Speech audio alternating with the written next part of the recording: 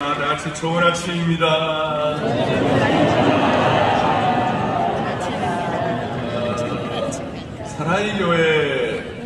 사랑의 교회를 밖에서 볼 때 이렇다 저렇다 이렇게 여러분들 평가할 수 있겠지만 또 사랑의 교회 속살이 있어요. 그 안에 중에 하나가 우리 장목회고 또 하나는 오늘 11시에 할 순장반입니다. 장목회는 우리 목회자들 모임을 장목회라고 합니다. 약자인데 창조적인 목회 모임이다. 어떻게 하면 좀 더 잘 볼 수 없을까? 어떻게 하면 좀 더 주님의 심정을 깨닫고 조금이라도 하나 더 깊이 들어갈 수 없을까? 말씀 하나를 해석하고 풀어도 조금 더 뭔가가 좀 그게 뭔가 말씀의 뼈대와 씨알과 뭔가 타치가 아니고 좀 하나 잘할 수 없을까? 그런 마음으로 저희는 아침 6시 50분에 모입니다. 그래서 많은 교회가 아침 9시에 교육자 모이지만 우리는 화요일날 아침에 6시 50분에 그래서 물론 6시 50분, 7시, 공식적으로 7시지만 너무 간절히 기대하기 때문에 10분 빨리 나온 줄로 믿습니다. 안 그런 사람은 해결하네. 다른데 끝날 때 벌써 우리는 다른데 시작할 때 끝나버려요. 너무 기대하니까 견딜 수 없으니까 일찍 와가지고 세상에 괜찮은 사람 만나는데도 30분 전에 가 있잖아요.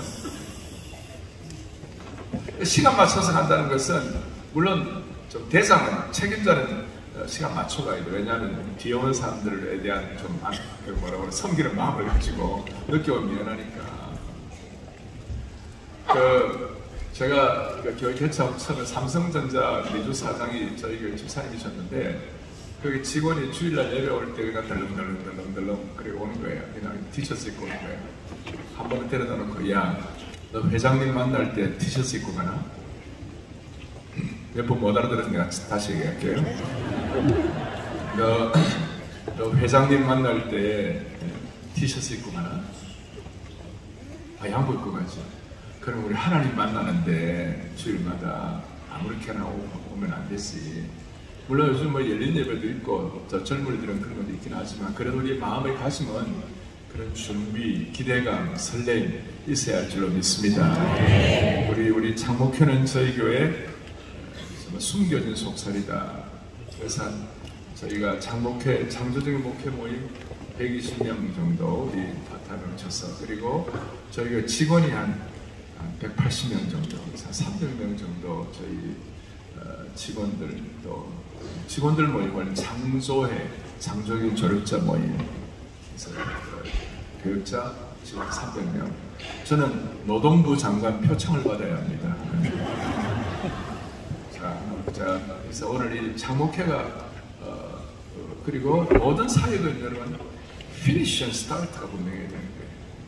그래서 세계에서 가장 강력한 finish and start가 뭐냐면 교회예요. 교회는 일주일 단위의 finish and start예요. 그리고 그 장목회 교육자들은 오늘 이 시간이 컨디션이 좋아야 돼요. 그리고 우리 일반 성도들은 일주일이 168시간인데 주일 예배 10시면 10시, 11시면 11시, 아니면 12시면 아니면 8시면 8시 자기가 나가는 그 예배 시간이 168시간 가운데 최고의 피크가 되는 것입니다. spiritually, emotionally, 그 다음에 physically, 영적으로, 정서적으로, 그 다음에 육신적으로 그 시간이 최고의 피크가 돼요. 저도 나이가 이제 60대 후반이거든요. 오늘도 제가 60대 후반이 됐어요. 그리고 옛날에는 교육자들 당회를 하면 제가 맨날 어렸어요. 그래서 옛날에 당회를 하면 장로님들이 저보고 어린 종 이랬었단 말이에요. 근데 그게 순식간에 지나가더라고요. 그것이 어느덧 우리 당회는 저보다 나이 많은 당회원이 한 명도 없어요. 요새는 막 제가 막 뭐라 그래. 얼마나 감사한지. 자, 제가 뭘 얘기합니까? 교회는 프레시한 곳이다. 교회는 신선한 곳이다. 그래서 제가 제일 좋아하는 단어 중에 하나가 프레시인데, 프레시 정도가 아니고 영어 단어 리프레시입니다. 참으로 리프레시한 것입니다. 근데 그거는 피니시 스타트가 분명해야 돼요.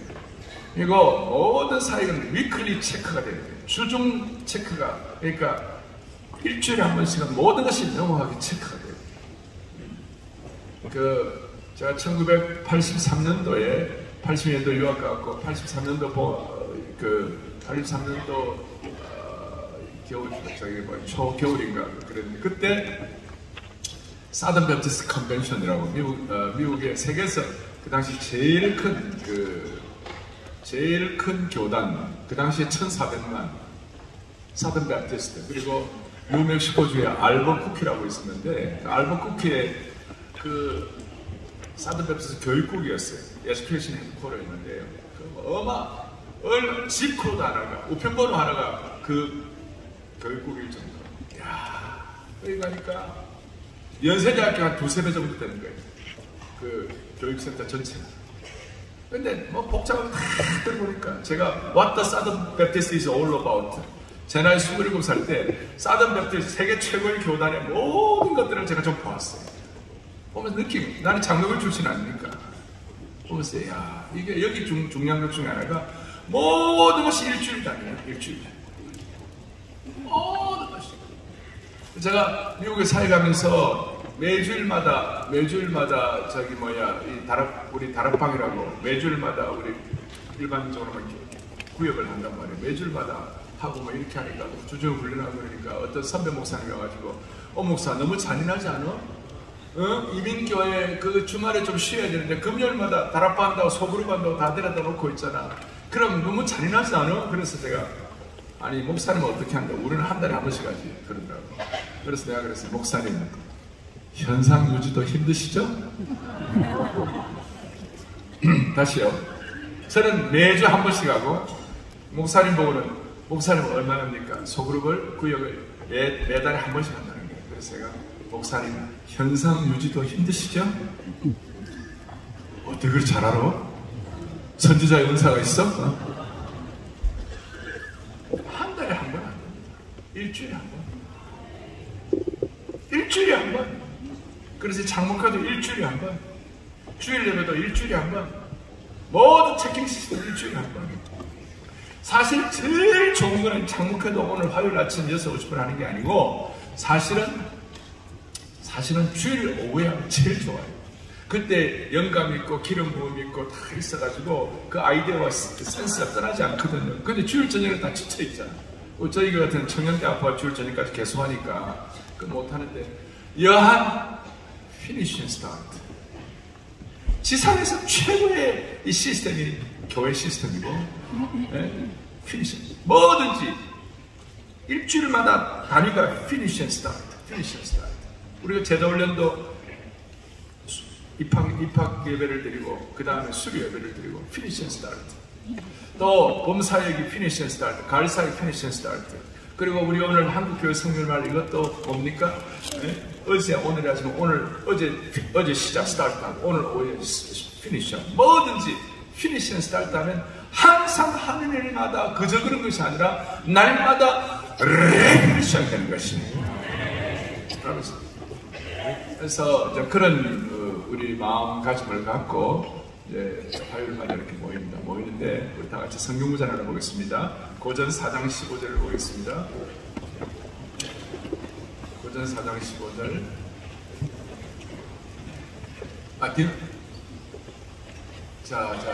죄송합니다. 저건 뭐 시간이 없어서 안 되겠어요. 딤전 4장 15절을 보겠어요.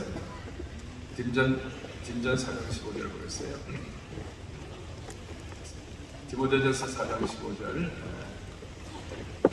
자, 15절 시작. 이 모든 일이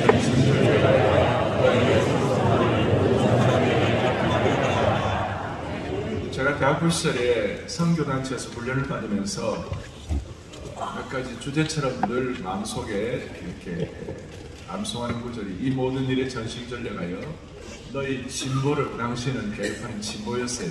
너희 진보를 모든 사람에게 나타나게 하라. 올바른 음식을 먹고 그리고 영적으로 제대로 된 생태계가 되면 누가 시키지 않아도 성숙하게 되어 있습니다. 어린아이에게 적당한 영양을 공급하고 아이들에게 잘 자랄 수 있는 환경 중에 애들 보고 자라라 뭐 머리 키 안 져도 애들이 자연스럽게 자라게 되는 것이. 그건 교회도 마찬가지고 목회자도 마찬가지고. 특별히 우리 목회자들은 우리 교인들보다 자라야 되는 거예요. 왜냐하면 12절에 누구든지 내 연수함을 없음여기지 못하게 하고 4장 12절에 말과 행실과 사랑과 믿음과 정절에 있어서 믿는 자에게 뭐가 되라고 했어요? 원이 되라. 대체적으로 우리 교육자들은 일반 우리 성도들 나이가 어립니다. 30대, 40대가 주력부대니까. 그러면 교구에 우리 교구장이라든지 순장이라든지 대부분 나이가 다 많으시다고.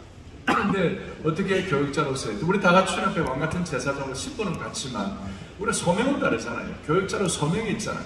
이 소명을 가지고 어떻게 영혼들을 품위 있게, 어떻게 격이 있게, 어떻게 감동 있게 섬길 것인가. 똑같은 교육자라도 어떤 교육자는 강단에 서기만 해도 아우라가 있는 거예요. 서기만 해도 기름 부음이 있는 거예요. 헐몬산에 기름이 이슬이 머리에 내가 있는 것처럼. 이게 알 사람만 알도다. 서기만 해도 기름 부음이 있는 거예요. 근데 어떤 교육자는 서기만 해도 은혜가 안 돼. 서면은 막 그냥 좀 그래요. 뭔가 달라야 될 거 아니에요. 다시요, 왕같은 제사장으로 오신 우리 구약에 더 이상 구약에 레위지판은 없고 구약의 대제사장 아론의 자손들은 없어요. 우리는 대제사장 되신 예수 그리스도의 보혈을 피를 받은 사람들은 다 왕같은 제사장이 된 거예요. 거룩한 나라가 된 거예요. 그의 소유된 백성이 된 거예요. 그렇지만 우리는 사역자로, 영혼을 섬기는 사역자로, 특별히 풀타임 사역자로. 그리고 요즘 이중적에 대한 얘기도 많고 그랬는데 얼마나 어려우시겠어요. 나도 뭐 거기에 대해서 요즘 문화적인 차이가 있으니까 이해도 하고 그러는데 한 가지는 저는요 미국에 500불 받고 사역할 때 300불 아파트비 내고 50불 11조 내고 150불 갖고 내 식구가 먹고 사는데 코에서 단내가 나요. 그래서 주제가가 뭐냐, 내 주는 자비하셔서 늘 함께 계시고 그 다음 내 궁핍함을 아시고 늘 채워주시고. 기가 찬 거예요 진짜. 그런데 한 번도 우리 아이들 제가 베이비시터 안 먹였어요. 우리 사람 일 안 시켰어요. 뭐 지금은 문화가 다를 수 있는데 그때 제 목표가 이거였어요. 주님 복음으로만 먹고 살게 해달라고. 이 말도 어려운 얘기예요. 어려운 분들이 계십니다. 어려운 얘기. 그러나 마음가짐은 주님 내가 영혼을 섬기고 한 영혼을 변화시키고 영적 재생산에 참여하고 교회의 영광을 위하여 쓰임받기를 원하오니 주여 복음으로만 먹고 살게 해달라고. 복음으로 먹고 살게 해달라고. 난 우리 아버지가 처절하게 가난했기 때문에. 제가 부산중학교라는 학교를 시험봐가 들어갔는데 내가 60명 가운데 우리 반은 내가 제일 가난하더라고. 꽁뚱이야 꽁뚱. 그리고 매 첫날 되면 우리 아버지가 꽁보리밥을 싸줬어요. 도시락을. 왜 아버지 왜 꽁보리밥 그러니까 조상적 고난을 기억하라. 아니 추석 명절을 지키지도 않으시면서 추석 설은 지키지도 않으시면서 무슨 그 조상적 고난. 내가 부자고 꽁보리밥을 싸가면 it's okay인데 세는 가난한데 꽁보리밥을 싸가니까 내가 상처가 되더라. 내가 그거까지는 안 나왔지만 원전들이 좀 나온 거 있어요. 아 세상에 중학교 입학을 하는데 말이야 교복을 말이지 우리 아버지가 고등학교 때 교복을 안 입는 거야. 세상에 이런 법이 어디 있어. 정말 말도 안 되는 그런 일들 많이 났지만 지금 제게는 그런 상처가 없어요. 딱 하나 복음으로 먹고 살게 해달라고 했잖아요. 아니 우리 어머니가 눈물로서 맏아들인데 제가 오늘 이제 마지막 폐회배 때 우리 그다음 총회장이라고 자기가 축도하는 게 좋겠다 그래 하라고 그랬어요 제가. 근데 여러분 오해하지만 제 동생이에요. 제가 형이에요 나중에. 타교다에서 오신 많이 계시는데 참 기가 막힌 일도 많았어요. 그런데 그 얘기 하려면 많이 없고 여러분 우리 교육자들 기본 자세가 복음으로 먹고 살게 해달라고 했잖아요. 그래야 쫓아 살자 하는 거지. 그래야 하나 더 하려고 그러죠. 그래야 좀 더 깊이 들어가려고 그러지. 그럼 어떻게 좀 더 잘해볼 수 없을까 그렇게 하는 거지. 그래서 저희 사랑의 교회 장목회는 장목회 삼각형이 있어요. 있는데 보여주세요. 자, 이 장목회 사역자세 때 제일 중간은 뭐냐면 지상명령 성취예요. Great Commission이에요. 그러니까 예수님의 The Great Commission, 예수님의 지상명령이 His last Great Commission is our first concern. 예수님의 마지막 지상명령이 우리의 첫 번째 관심사인 줄로 믿습니다. 마태복음 18장 19절 20절 우리 다 암송을 하는 거예요. 모든 족속으로 제자, 모든 민족으로 제자를 삼아 아버지와 아들과 성령으로 세례를 주고 내가 너희에게 분부한 모든 걸 가르쳐 지키게 하라. 특별히 제자를 삼아 Make disciples. 헬라어로 세컨 프로를 임페르트 2인칭 복수 명령이에요. 마테 투사테. 그러므로 너희는 가서 모든 족속으로 제자를 삼아 아버지와 아들과 성령 이름으로 세례를 주고 내가 너희 분부 가르치게 하라. 그러니까 그게 분사가 세 가지 나오는데 가라, going, 가르치라, teaching, 세례를 주라, baptizing. 다 분사, 동사같지만 우리 그런 동사같지만 실제로는 다 분사형이에요. 그 participle 분사는 주동사, 메인볼, 핵심 동사, 헬라는 핵심 동사가 있거든. 핵심 동사를 꾸미는 거예요. 왜 가르치느냐? 제자를 삼기 위하여. 왜 가르냐? 제자를 삼기 위하여. 왜 세례 주느냐? 제자 삼기 위하여.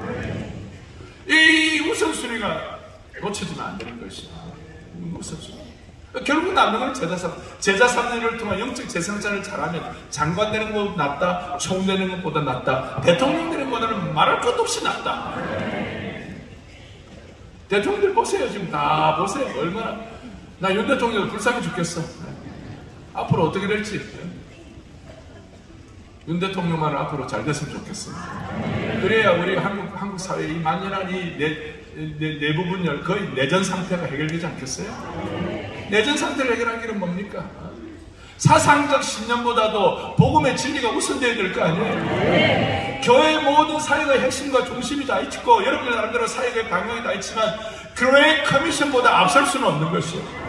우리가 교회에 교육을 하고 세례를 주고 티칭을 하고 다 하지만 그 본 핵심은 뭐냐?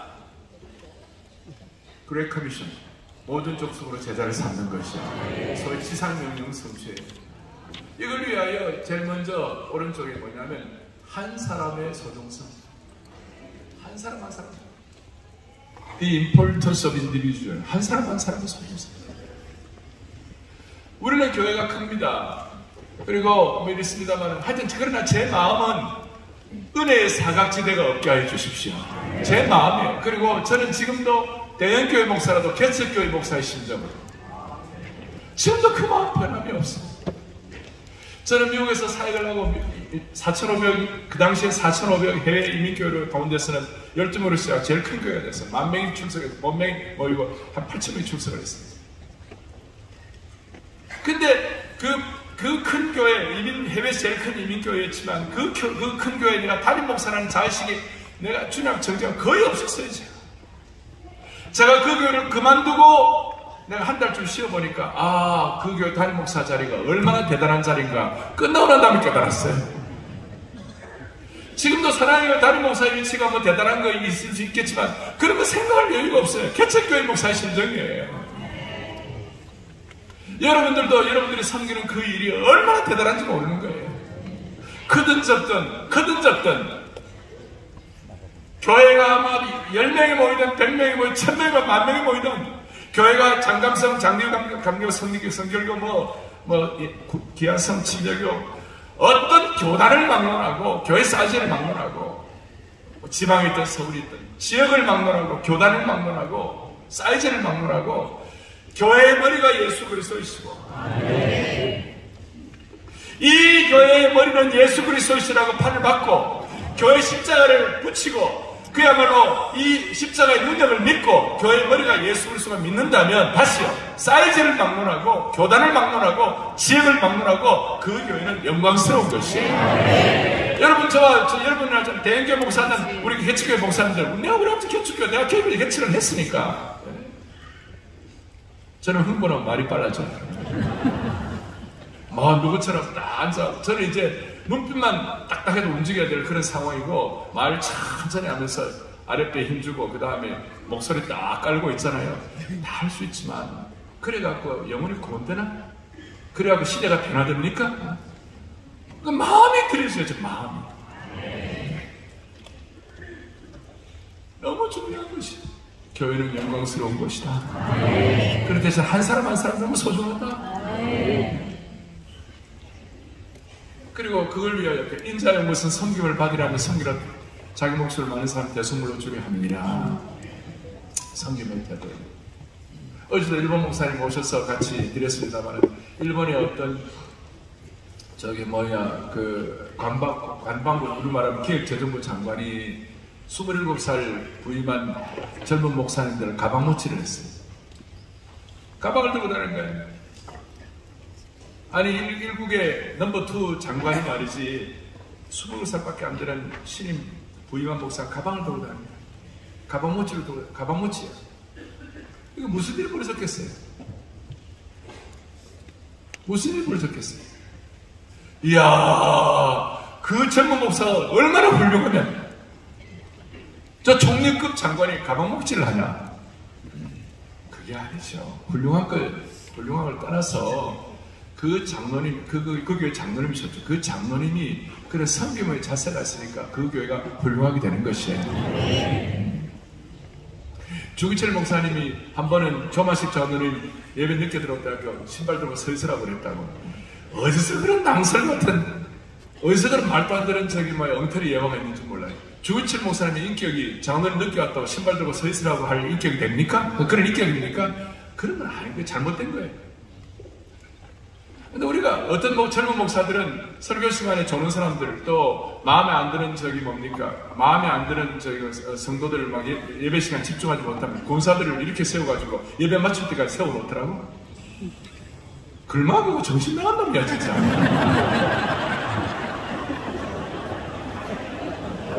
아니 지가 설교를 못해가지고 그런 건데. 여러분 그게 사람 때리는 거예요 진짜. 내가 그런 사람들 알고 있어요. 소위 자기가 똑똑하다는 애들, 박사 받은 애들, 어디 가면 내 설교를 안 들어 그러면서 설교 시간에 졸고 있고 설교 시간에 떠드냐고 이렇게 세우고 갖고 있어요. 예배 집중 안 한다고. 그런 성격의 마음이 없는 거예요. 예배 마치고 뒤에 들어가고 기도실에 가고 통한의 심정을 안고 가슴을 치고 울어야 돼요. 주여 내가 얼마나 부족하면 저를 떠들겠습니까? 어떻게 한국에 말도 안 되는 조마식 장로님이 주근철 목사님 말씀대로 신발 들고 늦게 왔다고 서 있었다. 그런 말도 안 되는 예화가 있느냐 이 말이지. 여러분 이해가 가십니까? 네. 성경의 태도예요. 여기 다 젊고 내가 목사니까 안수받았으니까 뭘 시대가 어떤 시대인데 이런 마음 가지고 진지하게 섬기면 하나님 역사하신 줄로 믿습니다. 네. 그래서 사랑의 교회는 기본적으로 저는 여기는 어쩔 수 없지만 미국 같은 데 있을 때는요 제 주차장도 없었어요. 미국은 주차장이 그 교회 발전의 지름길이에요. 나부터 몸을 보여드리니까 저 멀리 셔틀버스 저기 갖다 놓고 있잖아요. 네? 제가 그 셔틀버스 타고 뭐 그렇게 하니까 교회가 발전하는 거지. 목사 폼 잡을 거 다 잡고 권위 부릴 거 다 부리고 그래야 되겠냐고. 지금도 우리 교회 교육자들 뭐 어떤 그런 사람이 없겠지만 일부 예배 미리 와가지고 자기 차 딱 갖다 놓고 4부까지 그냥 세워놓는 거예요. 우리 지하 주차장에 우리 주일날 주차 때문에 난리법석인데 그거는요 범죄예요 범죄. 다시 그거는요 범죄예요 범죄. 그런 생각 없는 사역자들이 무슨 일을 하겠냐고. 남이 알아주든 안 알아주든 묵묵히 자기 일을 하면 되는 거예요. 그러면 교회가 이거는요 세상에서 할 수 없는 감동이 있는 것이에요. 교회는 그런 곳이에요. 우리가 이번 특세를 마치고 마지막 날로 잔치를 하는데 우리 교회 특세 마치고 잔치를 할 때 우리가 국수도 먹기도 하고 이번에는 보니까 부산 어묵하고 천안 호두과자를 갖고 왔더라고. 그래서 어떻게 천안 호두과자 2만 개, 부산 어묵 2개를 갖고 이게 가치가 2만 개, 4만 개를 갖고 왔어. 야, 이 돈 어디서 났냐? 이름 없는 성도님들이 기증을 했다고. 내 마음에 내가 그분들 누군지도 몰라. 손이라도 한번 잡아주고 싶어. 그러니까 이번에요 우리가 최선을 다해서 여러분들 하긴 하지만 우리 교인들이 십시일반으로 20억을 헌금했어요. 교회가 예산도 세워가지만 이래 해가지고 이 일이 가능한 것이에요. 어떻게 가능하겠습니까? 섬기는 자세 끝까지. 마지막으로는 최고의 수준, 영어로 The Standard of Excellence. 오늘인 것처럼 이 모든 일에 전심전력하여 너희 진보를 모든 사람에게 나타내게 하라. 모든 사람에게 나타내게 하라. 전심전력. 내가 영적으로 성장하고 안 했는지 누가 알아요? 아, 내가 영적으로 내가 성장했다 이래 말할 수 있어요. No. 주위에 있는 성도들이 우리 목사님 성장하고 더 발전하고 더 귀하다. 성도들이 느끼고 고백해야 되는 것이에요. 네. 우리 사랑하는 형제자 그렇게 되기를 바랍니다. 네. 그리고 결국은 사랑의 교회 참목회나 우리 오늘 우리 7천여 명의 우리 사역자들이 이렇게 오시고 하는데 우리가 결국 이 일을 통하여 한국교회가 세계교회 앞에서 끝까지 지켜야 할 복음적 사역을 위한 절대 가치들이 있어요. 그걸 우리가 지켜나가야 되는 것입니다. 작년에는 첫날 저녁에 했는데 올해는 참목회 맞춰놨는데 제가 시간이 없기 때문에 이제 마무리를 하는데 저는 그래 제가 지난 1979년도 4월달에 내수동교육대학교 교육자를 신학생도 아닌데 숭실대학교 영문과 3학년 생을 박희천 목사님 저를 네가 해라. 그 당시에 좀 이따 우리 교단 제일 큰 대학, 우리 교단이 제일 큰 대학교인데 뭐 미국에서 유학 가시고 박사받은 이런 분들이 다 아는데 신학교 대학교 3학년 제가 교회 전도사람 말을 못 미치고 간사라 그래요. 대학교 책임 사역자, 교육 전사 사역을 했어요. 야, 지금 잊어버리고 박희천 목사님 그때 교육부 모든 보통 일반 교회 전도사람들 교육 전사 사례비가 5만 원. 그런데 나한테는 19만 원을 줬어요. 그리고 그걸 안 쓰고 용산에서 허름한 중산 아파트라고 아파트 18평 아파트 전세 내가지고 거기서 우리가 적을 때는 6명, 많을 때는 8명, 9명. 기가 막혀요. 같이 공동생활을 하고. 그런데 하면서 우리가 늘 뭘 좀 더 잘해볼 수 없을까? 대학부 좀 더 잘해볼 수 없을까? 그래서 대학부도 주보 하나도 우리가 옛날에는 뭐 보통 주보 아닙니까? 자다가 일어나고 야 주보도 좀 다 바꾸자. 그때 이름을 증인들이라 그래요. 일면은 영적 성장에 우리 일면은 칼럼을 쓰고 보통 일면은 보통 옛날 일면은 예배 순서를 하잖아요. 주보. 2면은 영적 성장 아티클을 하고 3면은 캠퍼스에서 있는 캠퍼스 소식들 양육 캠퍼스 소식들 전하고 4면은 암송과 그 다음에 구체적인 우리 형제자매들 소식을 하고 간단한 예배 담당자 이름 쓰고 그래가지고 한 100부 200부 찍었던 게 2000부가 그 당시에 마스터즈 전국으로 나가고 그랬어요. 주보하는데 좀 더 잘해볼 수 없을까? 사랑의 교회 첫 주보가 보통 주보가 아니에요. 보통 이런 거 한 페이지에다가 목사님이 주보인데 그냥 아주 기가 막힌 재밌는 주보였어요.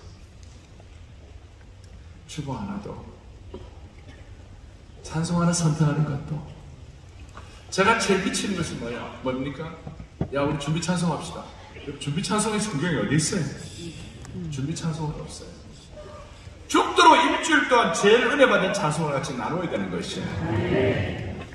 그래서 저는 지금도 저를 제 머릿속에 웬만한 찬송이 많이 이렇게 내리라는 표에다가 찬송이 각 코드별로 머리에 있지만 제가 어릴 때 우리 아버지 가난한 개척교회 7년 동안 어른 반주를 했어요. 제가 머릿속에 이 찬송가가 들어있지만 워낙 옛날 찬송가가 머릿속에 들어있어갖고 이 새 찬송가 장수 이름이 자꾸 바뀌는 게 익숙하지 않아요. 지금. 어제 저기 온 세상 위하여 시작하는 그 옛날 찬송가 268장 그 다음에 새 찬송가는 뭐냐 406장 요 지금 찬송가 505장 맞는지 모르겠어요. 왜 그렇게 말도 안 되게 바꾸는지 내가 자 이렇게 말하는 요즘 찬송하는 선택도 좀 더 잘 볼 수 없을까? 그냥 찬송이 아니라 오늘 주 사랑하고 주 은혜 끝없네 여러분 은혜가 됐어요 안 됐어요? 거의 대부분 처음이실 거예요. 그 찬송을 듣고도 은혜가 안 된다. 사역에 좀 희망이 없어. 뭔가 와닿아야 돼. 찬송하더라도 뭘 하나 하더라도 make your face double 하는 것처럼 make your ministry를 좀 더 하나 더 할 수 없을까? 그것도 standard of excellence. 다시 보여주세요. 자, 장목회의 사역자세 오른쪽에는 뭡니까? 한 사람의 소중. 왼쪽은 뭐예요? 성경의 태도. 그 다음에 최고의 수준이 다 뭘 위하여? 지상의 하나님을 주거든요. 성부, 성자, 성령 하나님이 참 가드인 것처럼, 삼위일체인 것처럼 우리가 이런 사역을 잘 감당할 때 여러분들을 통하여 하나님이 귀한 열매를 맺어주시라고 믿습니다. 저는 우리 장목회를 통하여 우리 교회 사역을 통하여 복음의 7가지가 첫째, 성경의 절대권입니다. 두 번째, 예수 그리스도의 유일성. 세 번째, 성령의 능력과 주권. 다섯 번째, 세계 선교의 절박성. 다섯 번째, 공교의 중요성. 여섯 번째, 평신도 사회의 소중성. 일곱 번째, 믿음의 세대 개선과 가정의 가치. 이 7가지인데 저희 교회 담당하신 우리 성경의 절대권이라는 박주성 목사님, 국제저자훈련 대표고, 그 다음 예수 그리스도 유일성은 김덕기 목사님, 행정목사님이고, 성령의 능력과 주권은 우리 조성아 목사님, 저희 교회 총 예배 월십 디렉터고, 세계 선교의 절박성은 김대순 목사님, 우리 사랑글로 아카데미 지금 교학처장이고, 김대순 태국 선교사 20년 한 선교사님이고, 공교의 중요성은 우리 천동 목사님, 저희 교회 목양행정 목사님, 평신도 사역의 소중성은 박삼장 목사님, 저희 교회 훈련부 목사님 담당, 마지막 믿음의 세대 개선과 가정의 가치, 저희 교회 주일학교 총 담당하는 우리 이민영 목사님이 이 시간에 4분씩 같이 우리 잠깐 여러분들과 함께 열심히 하도록 하겠습니다.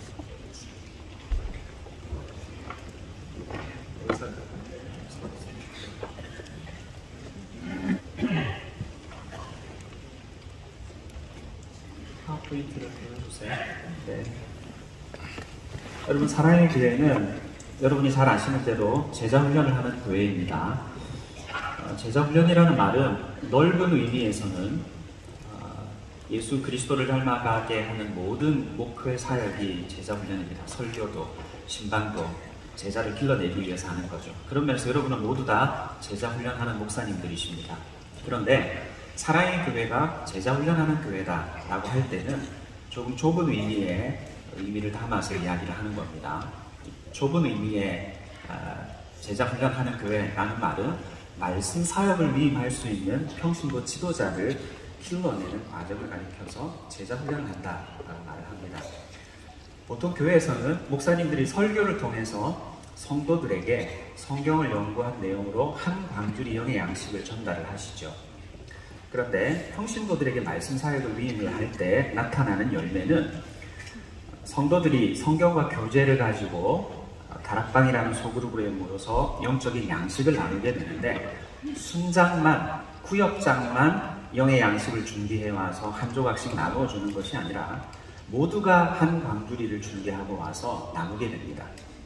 100명 모이는 교회에서는 담임 목사님이 설교를 통해서 모든 성도들에게 한 광주리를 나누어 주죠. 100광주리가 만들어집니다. 소그룹에서는 10명이 모이면 모두가 한 광주리를 준비해 와서 다른 분에게 나누죠. 그래서 올 때는 10광주리가 모여 있었는데 돌아갈 때는 10광주리씩을 들고 가죠. 100광주리가 만들어집니다. 100광주리가 만들어지는 소그룹이 10개가 있다. 그러면 1000광주리가 되는 것입니다. 제자훈련하는 교회는 강단 설교만 붙드는 것이 아니라 평신도 리더들을 통해서 말씀 사역을 위임한 평신도 리더들을 통해서 소그룹마다 100광주리가 나뉘어지는 구조를 만들어가는 거죠. 그런데 이런 사역을 감당해 나가려면 전제 조건이 있습니다. 골로새서 3장 16절 말씀에 보면 모든 지혜로 피차 가르쳐라, 서로 가르쳐라, 서로 권면해라 라는 말씀을 주시는데, 성도들이 서로 권면하기 위한 전제 조건이 있습니다. 그것은 그리스도의 말씀이 성도들의 마음속에 풍성하게 거하는 것입니다. 말씀 사역을 위임하는데 말씀이 마음속에 채워지지 않은 상태로 위임해서는 안 된다는 거죠. 그래서 사랑의 교회는 성경의 절대적인 권위를 강조합니다. 대그룹에서도, 중그룹에서도, 소그룹에서도, 개인적인 차원에서도 말씀의 절대 권위를 강조하고 그리스도의 말씀이 성도들의 마음속에 가득 채워지는 사역들을 펼쳐가는데요. 대그룹 강단 사역은 평신도 지도자들이 말씀 사역을 위임을 받다 보면 영적인 내공이 깊어져서 더 깊은 은혜의 강수를 경험하기를 원합니다. 그래서 우리 담임 목사님 정말 진액을 쏟아서 성경의 절대 권위를 인정하는 주일 강단 메시지를 준비하시죠. 어제 잠깐 말씀하셨는데 토요일 토비세에서는 전 세대가 72구절의 성경 구절을 암송합니다. 다 그 자리에 일어나서 매주 성도들이 성경을 암송하여 그리스도의 말씀이 성도들의 마음속을 채우도록 하는 거죠. 그리고 중그룹으로는 신구약 성경대학, 교리대학, 구약, 신약, 파노라마, 큐티세미나 모두가 다 말씀과 관련된 상설 양육 트랙입니다. 그리고 소그룹으로 모일 때에는 친교하는 소그룹, 예배를 드리는 소그룹이 아니라 말씀으로 양육하기 위해서 귀납적 성경 공부를 적어도 90분 이상 투자하면서 그리스도의 말씀이 성도들의 마음을 채우도록 준비하는 거죠. 그리고 개인적으로도 매일 날마다 쏟는 샘물을 통해서 말씀 묵상을 하게 하고 다음 세대도 영적인 과거제도라고 할 수 있는 성경고사대회에 참여할 수 있도록 어릴 때부터 그 마음속에 말씀을 채우는 작업을 합니다. 그래서 사랑의 교회는 성경의 절대 권위를 인정하며 말씀이 움직여가는 교회를 꿈꾸고 있습니다.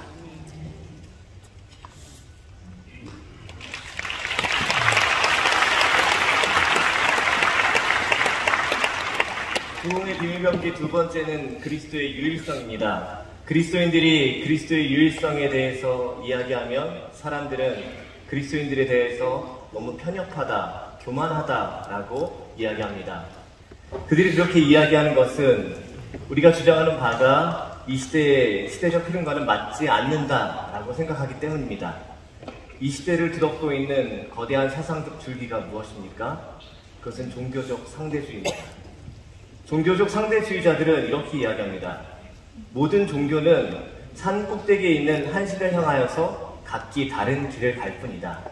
때문에 자신의 길을 열심히 가다 보면은 모든 종교는 한 곳에서 만나게 되어 있기 때문에 한 종교만이 절대 진리를 소유했다라고 말하는 것은 옳지 않다라고 이야기합니다.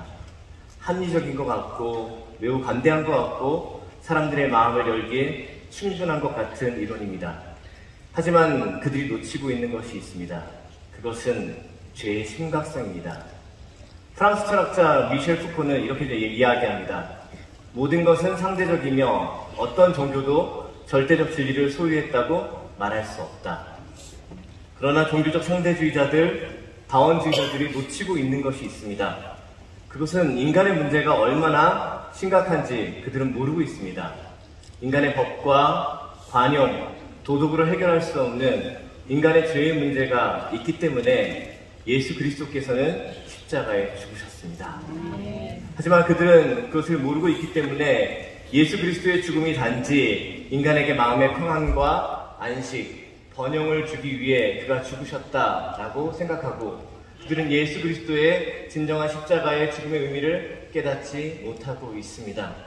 하지만 성경은 우리에게 분명히 말씀하십니다. 그가 죽으심은 죄에 대하여 단번에 죽으시며 아멘.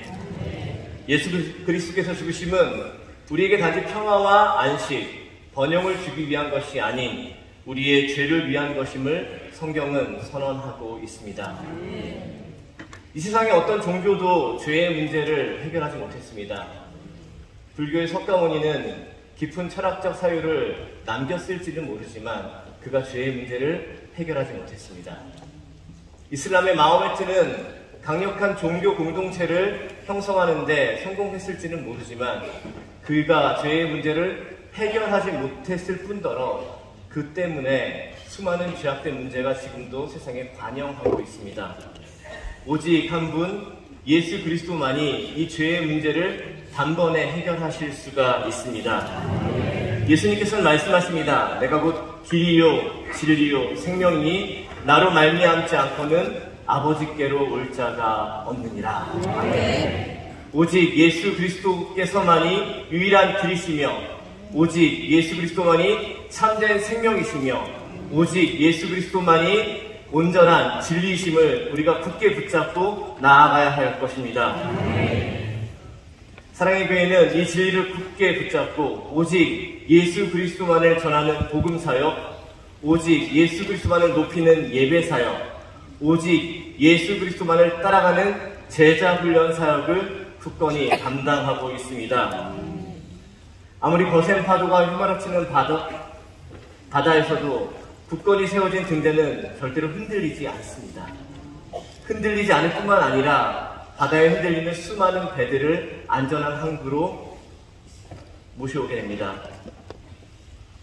상대주의 거센 파도가 사상과 언론, 정치와 종교에 가득한 이 시대 속에서 우리는 어떻게 살아가야 하겠습니까? 바로 예수 그리스도의 유일성을 굳게 붙잡고 온전한 제자로 살아가야 하는 것입니다. 오스기니 씨는 이 시대의 중요한 문제는 세속주의의 성장이라고 말합니다. 그는 이를 위해서 우리가 주님 앞에 죽기까지 신실해야 할 것을 말하고 있습니다. 예수 그리스도만이 우리의 유일한 구주이시며 예수 그리스도의 복음을 굳건히 붙잡고 나아갈 때에 우리 모두가 주님의 복음의 전사로 이 땅 가운데 살아갈 수가 있을 것입니다. 이것이 우리에게 주신 2033-50의 비전이며 이 비전을 함께 이루어가는 믿음의 동역자로 서시기를 간절히 소원합니다.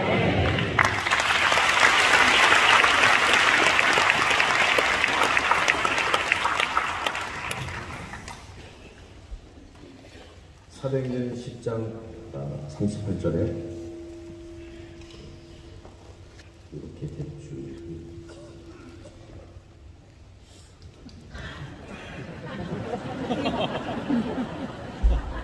어제 산상기도를 통해서 목소리가 성령의 능력과 주권에 맞는 목소리로 변화되었습니다.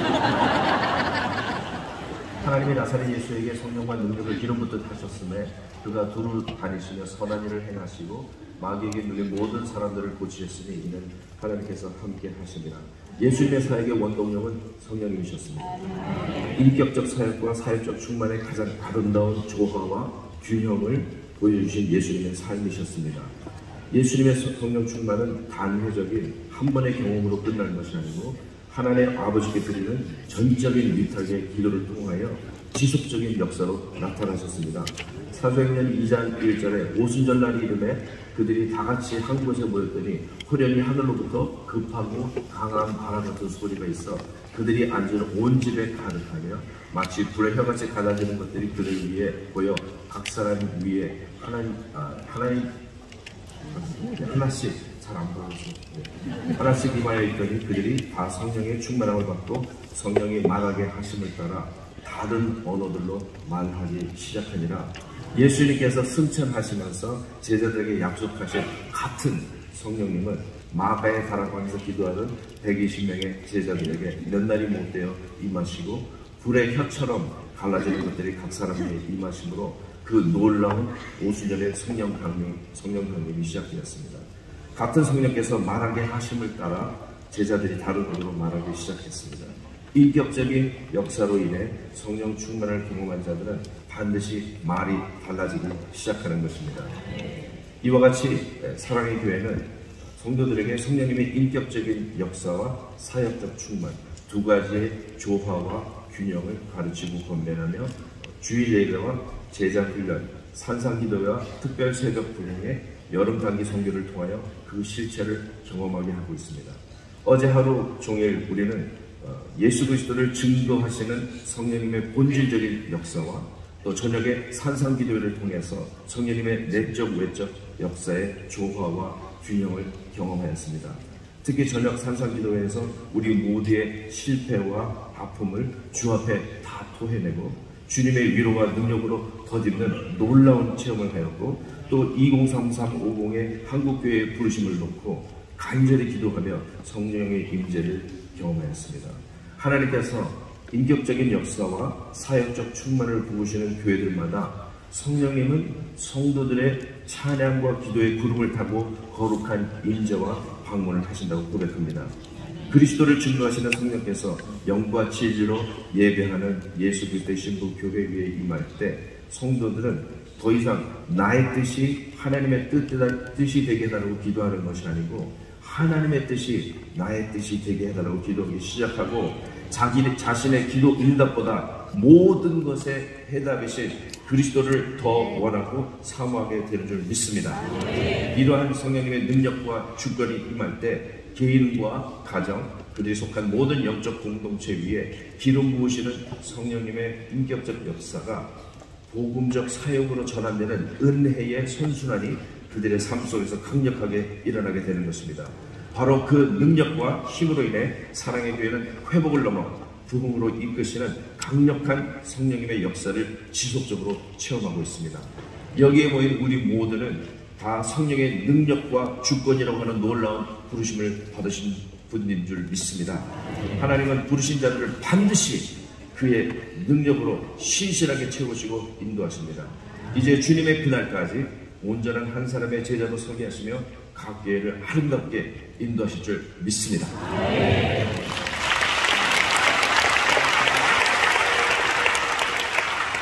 세계 선교의 절박성, 누가복음 15장에 잃어버린 한 마리 양을 찾으시는 목자의 예화를 한국 교회 상황에 예수님이 말씀하시면 내용이 달라집니다. 한 목자에게 양 100마리가 있는데 양 20마리는 울타리 안에 있고 양 80마리는 길을 잇고 있습니다.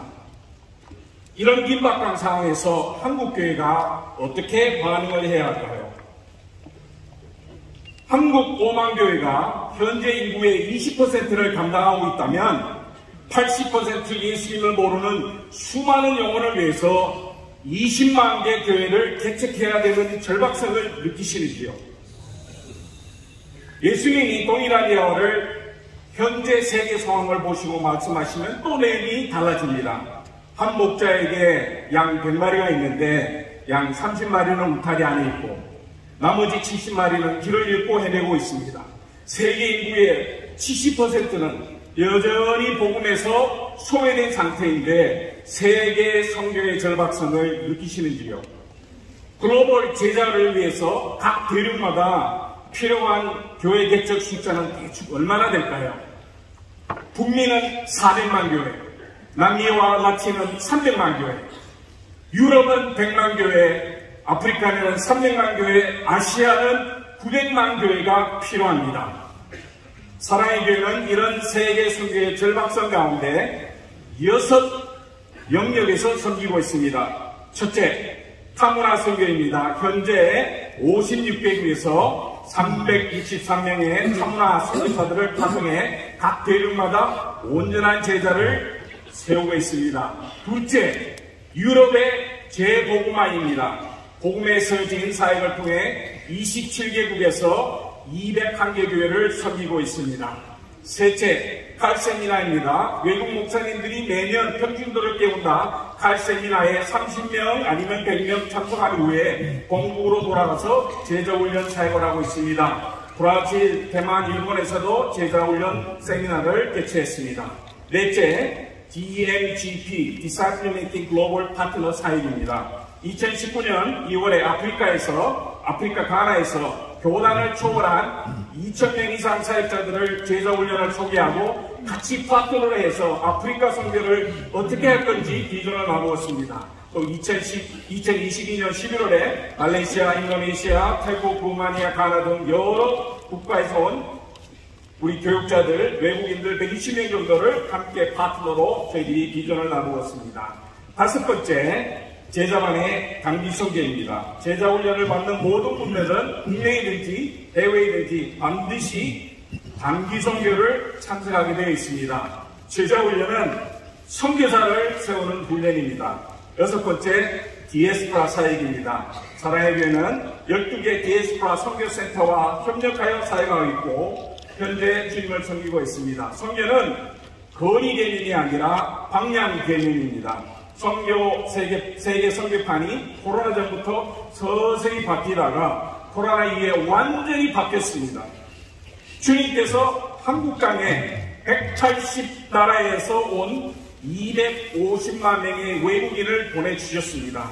전통적인 선교사들이 가지 못하는 나라의 사람들이 대한민국 교회 문을 두드리고 있습니다. 교회 문을 두드리며 이렇게 외칩니다. 도와주세요. 그 목소리가 들리시는지요? 21세기는 전방후방이 없는 급격한 선교 시대입니다. 나의 현재 목회지가 선교의 최전선인 것을 알고 계시죠? 세계 선교의 절박성과 긴급성은 예수님의 심장에서 모든 초대교회 제자들의 심장으로 계승되었습니다. 아버지께서 나를 보내신 것 같이 나도 너희를 보내노라. 목회자로 섬기는 우리는 예수님의 선교 심장이 쿵쿵 뛰는 온전한 제자를 세우고 있는지요?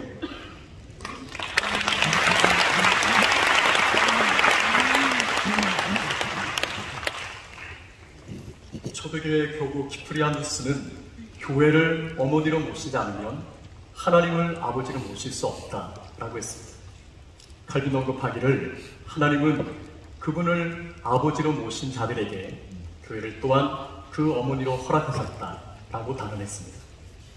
따라서 성도는 교회의 품을 떠나서는 결단코 신앙생활을 영위할 수 없다는 것이죠. 이처럼 어머니의 품과 같은 교회는 그 기원을 살펴보면 삼위일체 하나님께서 세우신 공동사역의 결정체가 됨을 우리가 알 수 있습니다. 성부 하나님께서 교회를 세우시기로 계획하셨습니다. 성자 예수님께서는 십자가 사건을 통해 교회를 친히 세우시고 교회의 머리가 되셨습니다.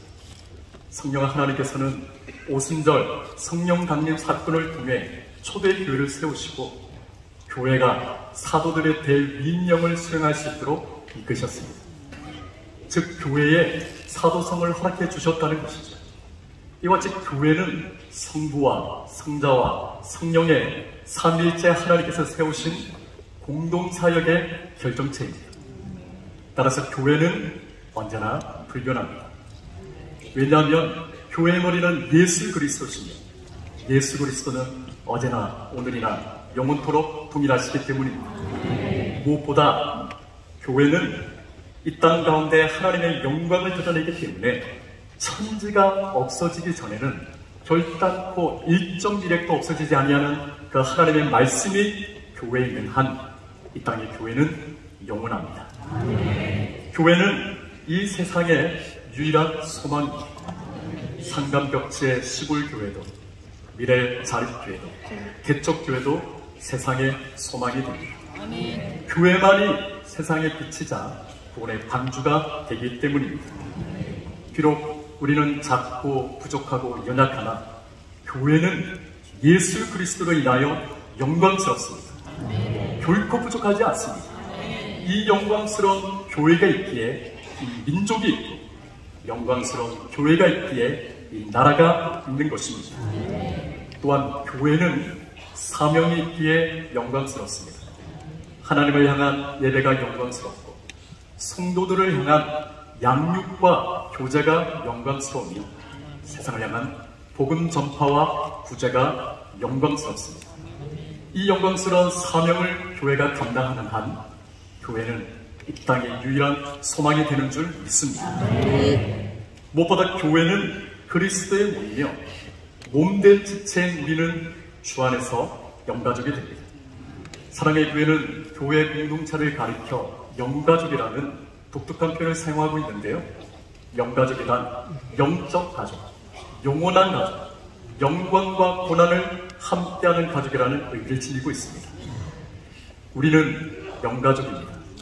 상감벽지의 무악한 할머니도 젖을 갓된 품 안의 아이도 남녀노소 빈부 기천을 떠나 교회의 성도라면 우리 모두는 영가족입니다. 교회가 마음을 같이하여 모이기를 힘쓰는 것은 우리는 영가족이요 하나님 아버지로 모신 하나님의 형제 자매가 되기 때문임을 믿습니다. 우리 주님께서 말씀하시기를 너희는 세상의 소금이니 소금이 많이 큰 맛을 잃으면 무엇으로 짜게 하냐. 후에는 아무 쓸데없어 다만 밖에 버려져 사람에게 밟힐 뿐이니라 말씀하셨습니다. 교회의 맛을 잊지 않기 위해 이끌는 목자의 심정으로 눈물로 교회를 지키며 헌신하신 이곳에 계신 우리 목회자들을 우리 주님께서 기억하고 축복해 주실 줄 믿습니다. 이곳에 계신 여러분 한 분 한 분이 교회이며 우리가 곧 한국교회입니다. 교회가 살면 가정이 살고, 교회가 살면 이 민족과 나라가 사는 것입니다. 결국 한국교회가 이 땅에 소망이 되는 줄 믿습니다. 사랑의 교회와 이곳에 함께한 모든 목회자들이 세상 가운데 교회의 맛을 드러내 교회가 세상의 유일한 소망이며 하나님의 영광을 드러내는 은혜가 있기를 간절히 소망합니다.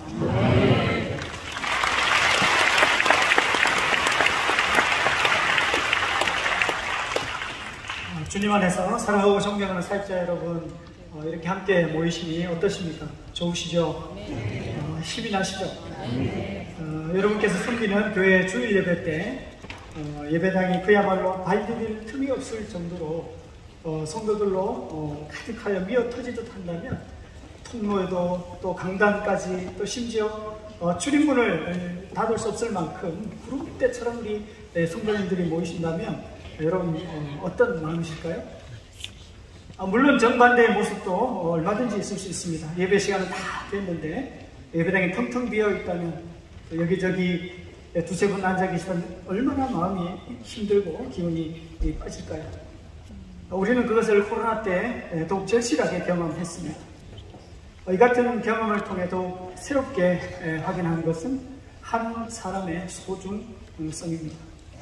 우리 모두는 한 사람의 소중성을 온몸으로 깨닫고 있습니다. 목회자라면 더욱더 예수님의 온전한 제자로 훈련된 평신도 한 사람이 얼마나 중요하고 얼마나 고귀한지 너무도 잘 알고 계실 겁니다. 이것은 우리의 경험뿐 아니라 성경적으로도 정말 옳은 것이죠. 성경의 시작인 하나님의 창조는 사람을 만드심으로써 맞춰졌고요. 성경의 중심인 십자가는 전적으로 죄인을 향하고 있고 사람을 구원하는 유일한 능력이 이 복음입니다. 그리고 거대한 하나님의 구원 역사의 완성을 말하는 요한계시록은 주님께서 사람의 눈에서 눈물을 닦아주시는 장면을 그려주고 있습니다. 사람이 얼마나 중요한지, 정말 성도 한 사람 한 사람은 그야말로 천하보다 소중하다고 할 수 있습니다. 이와 같은 한 사람 철학을 바탕으로 이제 여러분께 단어 하나를 소개해드리고 싶은데요. 그것은 좀 생소할 수 있지만 참으로 중요하기도 하고 놀랍기도 한 단어인데요. 바로 순장반입니다. 잠시 후 이곳에서 여러분이 보시게 될 그 현장이 순장반인데요. 여기에 참여하는 순장님들은 제자 훈련 과정을 수료하는 분들이시고 사랑의 교회 평신도 지도자들이십니다. 이들로 구성된 순장반은 평신도 사역의 중요성을 입증하고 있는 이 사랑의 교회의 비밀 병기라고 할 수 있습니다. 특히 코로나의 위기를 만나면서 사랑의 교회는 이 순장반을 통해 평신도 사역의 소중성과 그 위력을 거듭 경험했습니다. 그러면 왜 평신도 사역자들이 모이는 이 순장반이 사랑의 교회의 비밀 병기가 되는 것일까요? 그것은 바로 평신도 한 분 한 분이 목회자를 대신하여 또 목회자와 함께 소그룹 안에서 말씀 사역을 감당하고 영혼을 돌보도록 하기 때문입니다. 평신도가 그야말로 목회자의 동력자, 곧 작은 목사가 되기 때문이죠. 이제 우리에게 중요한 질문이 하나 생깁니다. 그렇다면 이 순장반은 어떻게 만들어지는가 하는 질문이죠. 평신도 사역의 소중성을 구체적이고 실제적이 되게 하는 평신도 지도자는 어떻게 세워지는 것일까요? 순장반 공동체에 참여하는 평신도 우리 지도자들이, 순장님들은 어떻게 준비되는 것일까요? 바로 이 제자 훈련입니다. 사랑의 교회는 제자 훈련을 통해서 평신도 사역의 소중성을 실현하고 있습니다. 훈련 사역은 성도 한 분 붙들고 목자의 심정으로 온전한 제자가 되도록 씨름하는 사역입니다. 이 사역은 종종 느린 것 같고 효율적이지 않은 것 같습니다. 수고로움이 정말 큰 사역입니다. 그래서 때로는 목회자가 자신과의 싸움이기도 하죠. 하지만 이것이 바로 교회를 향한 주님의 부르심이요 우리가 가야 할 그 길인 줄 믿습니다. 제자훈련은 교회가 순종해야 하는 중심 전략이요 평신도를 깨워 예수님의 온전한 제자요 목자의 심정을 지닌 평신도 지도자로 살도록 하는 사역입니다. 평신도 사역의 소중성을 실현하는 제자훈련은 기회가 주어질 때에 우리가 힘을 쏟아야 하고 또 기회를 찾아서 진력을 다해야 될 사역인 줄 믿습니다. 지금 해야 하고 한 사람부터 해야 합니다. 한 영혼을 평신도 사역자로 세우는 꿈을 끌어안고 강단을 눈물로 적시며 기도하는 것부터 시작할 수 있습니다. 우리 속에서 능력으로 역사하시는 이의 역사를 따라 힘을 다하여 수고함으로써 함께 이 복음주의 교회가 수호해야 할 평신도 사역의 소중성을 실천하기를 간절히 소망합니다. 감사합니다.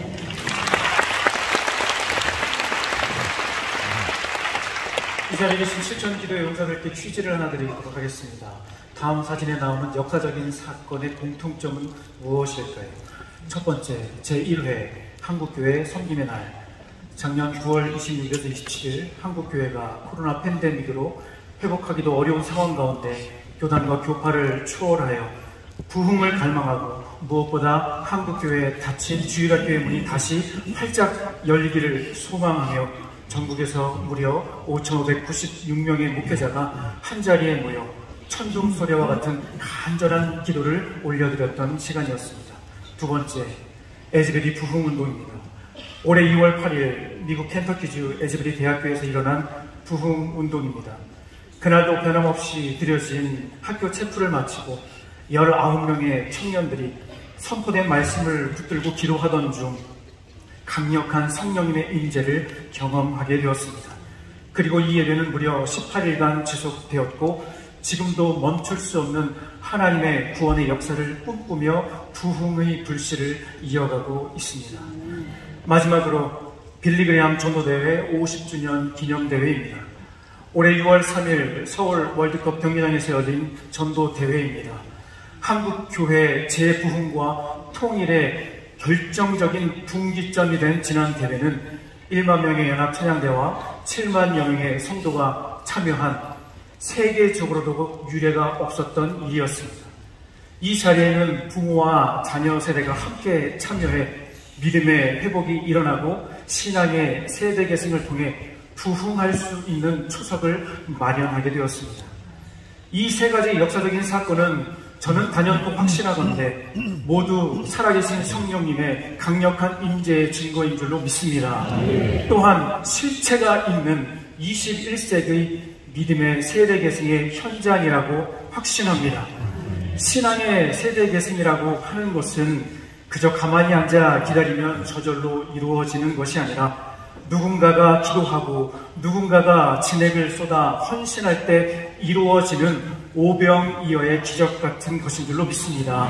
사랑의 교회는 이 소중한 가치를 수선대우라고 부릅니다. 이 단어는 문자 그대로 선대의 강점은 지키고 후대의 인물들은 키운다는 뜻입니다. 그리고 이 수선대우의 정신이 발현되는 시작점은 바로 가정인 것입니다. 우리의 가정은 교회와 국가를 형성하는 최소 기본 단위이기 때문에 이 가정의 가치가 훼손되면 교회가 흔들리고 결국에는 나라가 위태하게 되는 상황까지 이르게 된다는 것을 반드시 기억해야 할 것입니다. 그러므로 하나님께서 만드신 가정의 소중한 가치를 파괴하려는 작금의 모든 잘못된 시도와 악법을 절대적으로 막아내야 하는 것입니다. 이 일에는 좌우를 떠나 그리고 교단과 교파를 초월하여 마음을 하나로 모아야 할 것입니다. 지난 8월 5일자 국민일보 더 미션에는 한 가정의 소중한 가훈이 소개되었습니다. 하나님께 영광 올리는 삶, 자신의 일에 최선을 다하는 삶, 이웃을 사랑하며 덕을 세우는 삶, 범사에 감사하는 삶, 오직 성령 충만하여 범사에 승리하는 삶. 이 가훈은 지난 8월 3일 향년 89세를 일기로 하나님의 부르심을 받으신 가야제일교회 원로이시고 오정호 목사님의 부친이신 고 오상진 목사님께서 지난 1963년 새해 첫날 아침 사랑하는 자녀분들에게 하나님 나라의 원대한 꿈을 심어주신 소중한 신앙의 유산인 것입니다. 한국교회의 회복, 더 나아가 세계교회의 부흥은 바로 믿음의 수선대우를 꿈꾸는 한 가정을 통해 시작되는 줄로 믿습니다. 감사합니다.